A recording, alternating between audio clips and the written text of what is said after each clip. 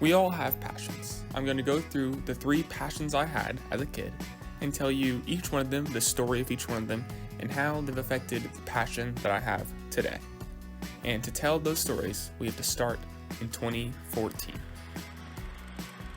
The first real passion I had was card trading.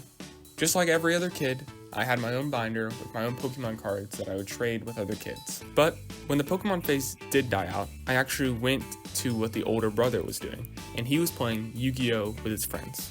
And immediately, I got hooked to Yu-Gi-Oh! But there's nothing really significant about Yu-Gi-Oh! Except that it was a stepping stone. Magic the Gathering was introduced at a summer camp when like a 32-year-old man walked up to a group of us and taught us how to play this game. I got hooked to Magic the Gathering, but eventually people did stop playing the game, and so I also stopped. The second passion I had as a kid was building robots. This passion actually started because my sister was in a robotics club, but me and my friend weren't old enough to join yet.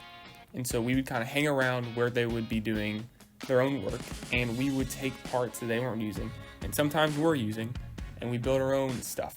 For example, we built like a PVC catapult, and there's a picture somewhere. If I find it, I'll put it over here. But you can see us kind of like fidgeting around, and that's where the passion started. And the passion didn't stop there. I'd actually gotten some of my friends hooked on robots and robotics to the point where the 3 of us were convinced that we'd start our own business called it was called Robo America. I remember this. I have a whole book called Robo America, and our catchphrase was called See a Need, Fill a Need, directly ripped from the movie Robots. And you know you're passionate about something when your parents get involved. Me and my dad started making a robot from scratch together. And looking back, he definitely did some of the heavy lifting. But I think we did do things that were slightly inefficient just because I thought of the idea and was really excited about. And so we decided to execute that way. But I literally thought that I was a genius by making one wheel stop while the other wheel ran so that the robot would turn. It's still a pretty good idea. Not utilized today, but just saying. Now, I don't know why I stopped doing this, but eventually I did, and we moved on to the next passion, 2022.